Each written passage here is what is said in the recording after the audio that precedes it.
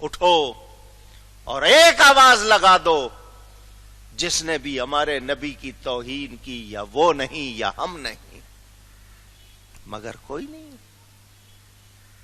سب کو زندگی پیاری ہے۔ کوئی کہے گا میرا ویزا نہ بند ہو جائے، کوئی کہے گا میرا کاروبار نہ ٹھپ ہو جائے، کوئی کہے گا میرا یہ نہ ہو جائے۔ تو بتائیے پھر ہم لوگ کیا حق ادا کر رہے ہیں؟ شریعت کا تقاضا کیا ہے کہ نبی کا گستاخ اگر زندہ زمین پر ہے تو ہمارا زندہ رہنا بے غیرتی ہے۔ یہ شریعت کا تقاضا، مگر نہیں جی مولانا صاحب کیا کریں نا جی، اور مجبوریاں بھی تو ہے نا، یہ بھی تو، ہم تو یہی باتیں کرتے ہیں، تو پھر ہمارا نعرہ کہاں گیا؟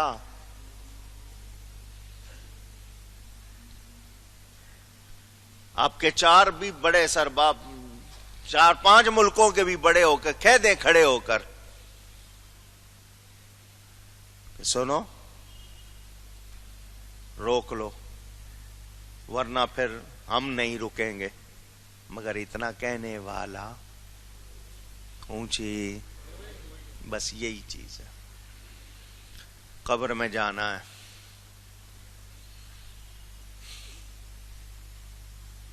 یاد رکھنا وہ منزل دور نہیں ہے، جانا ہے۔ کیا منہ دکھائیں گے؟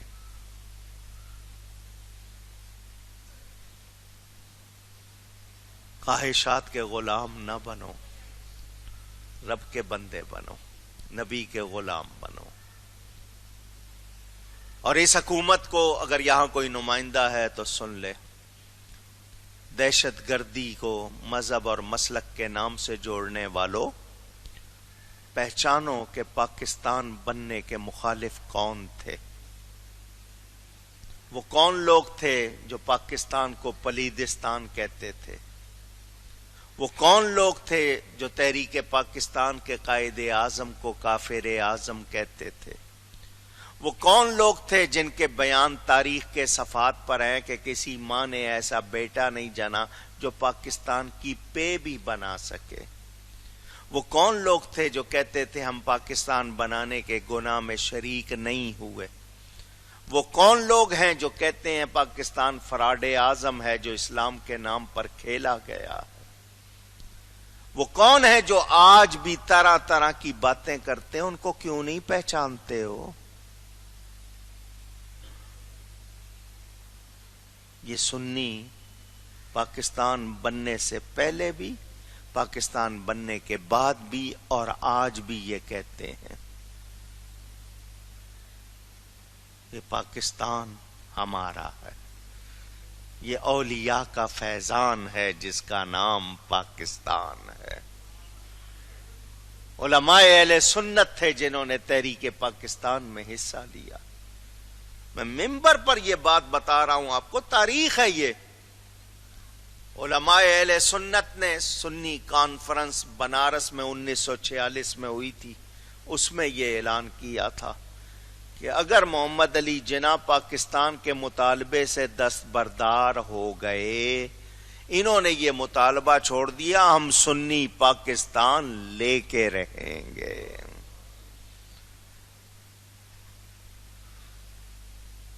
آج آپ کی حکومت کے پاس سچ بولنے کی جرأت نہیں ہے۔ وہ طالبان، داعش، القاعدہ کے خلاف بیان دے رہے، ان کے سامنے بیٹھے ہیں، وہ پکڑ سکتے نہیں۔ کبھی کہتے ہیں اچھے اور برے، کوئی تمیز نہیں ہے، بس طالبان طالبان ہے، تو پہچانو نا۔ یہ جتنے پھر رہے ہیں، امن چاہتے ہو تو پھر خواہشات کی چادر سے نکلو، ایمانی غیرت کا مظاہرہ کرو۔ اور سنو، پاکستانی اور مسلمان ہونے کی حیثیت سے یہ فرض بھی ہے کہ دنیا کو کہو، ان سے اپیل نہیں کرو، ان کو للکارو کہ جو نبی کے خاکے بنانے کی جرأت کر رہے ہیں، جسارت کر رہے ہیں، ان کو روک لو۔ یہ بات زور دے کے ان سے کہو کہ روک لو۔ نہیں روکو گے تو ہم کسی مسلمان کو نہیں روکیں گے. پھر جو ہوگا وہ اس کو بھگتنا. پھر امن نہیں ہوگا دنیا میں. پھر جو آگ لگے گی وہ سب کو لپیٹے گی. مگر ایسا نہیں ہو رہا. اور یاد رکھنا، میرے جیسے کتنے آئے آ کے چلے گئے. اللہ تعالیٰ نے توفیق دی ہے، آواز لگا رہا ہوں. پتہ نہیں آئندہ کوئی اس طرح آواز لگائے گا یا نہیں. اللہ نے جس سے کام لینا ہوگا لے گا. کل تم یہ نہیں کہہ سکو کہ تمہیں کسی نے بتایا نہیں تھا. جاگ جاؤ. میں آپ کے بھلے کے لیے کہہ رہا ہوں، جاگ جاؤ. اپنی عورتوں بچوں کو بے غیرتی سے بچاؤ، بے حیائی سے بچاؤ. ان کو سچا پکا غلام رسول بناؤ.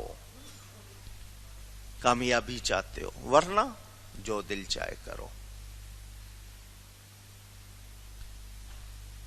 نعرہ لگانا ہے یہ کہ غلامی رسول کا، تو پھر اس کا حق ادا کرو.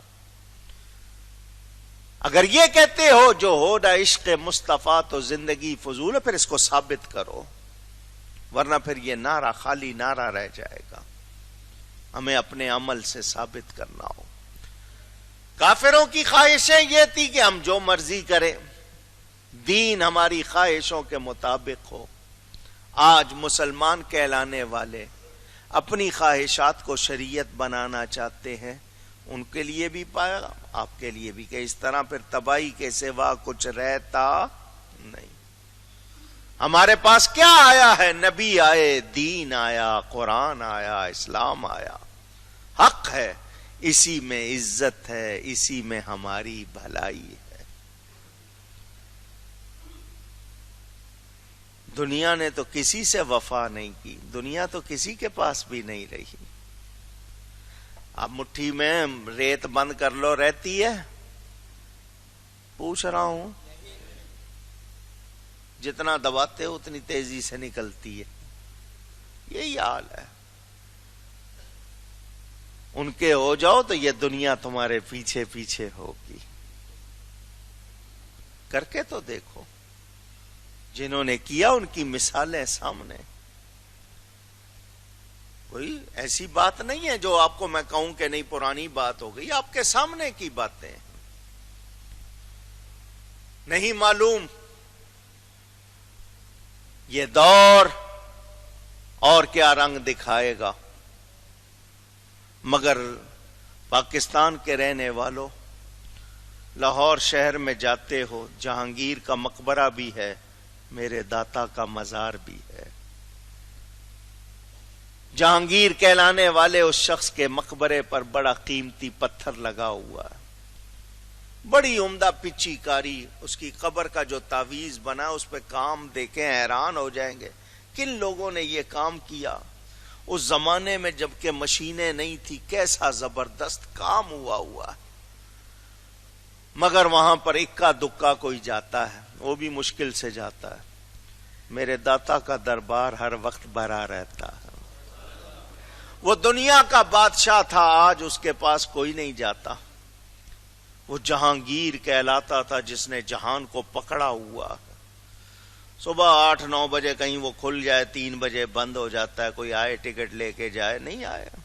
کچھ لوگ ادھر ادھر کے نوجوان اپنی حرکتوں کے لیے چلے جاتے ہیں،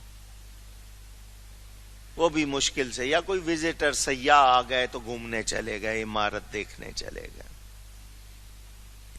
مگر رات کے 2 بج رہے ہیں، سڑک خالی ہے، دکان نہیں کھلی، کوئی راہگیر نہیں ہے، داتا کا دربار بھرا ہوا ہے. کوئی قرآن پڑھ رہا ہے، کوئی نعت پڑھ رہا ہے، کوئی نوافل پڑھ رہا ہے، کوئی نیکی کر رہا ہے. کیوں؟ اس نے سروں پہ حکومت کی تھی، کوئی نہیں پوچھتا. انہوں نے دلوں پہ حکومت کی تھی، آج بھی حکومت قائم ہے. اللہ، یہ خواہشات کے پیچھے نہیں چلے تھے، یہ دین کے بنے تھے. تو آج انہوں نے غلامی رسول کا، نسبت رسول کا حق ادا کیا. آج دنیا سلام کرتی ہے. کتنے نقشے دنیا کے بدلے، کتنے بدلیں گے،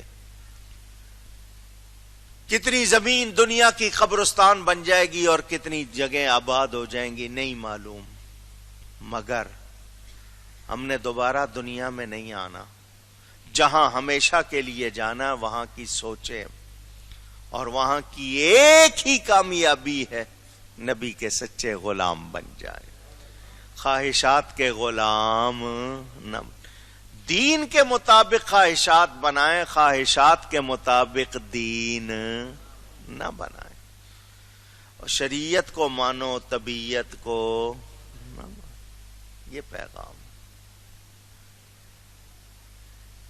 کعبے کا کوئی محافظ نہیں تھا، اللہ نے ابابیل بھیجے۔ آج 1.5 ارب مسلمان کہلانے والے ہیں، ان کی ڈیوٹی کیا ہے؟ یہ ایک سوال ہے۔ آج بھی آ سکتے ہیں ابابیل، آج بھی بہت کچھ ہو سکتا ہے، مگر میرے آپ کے ایمان کا مسئلہ ہے، مجھے اور آپ کو جواب دینا ہے، ہماری ذمہ داری کیا ہے،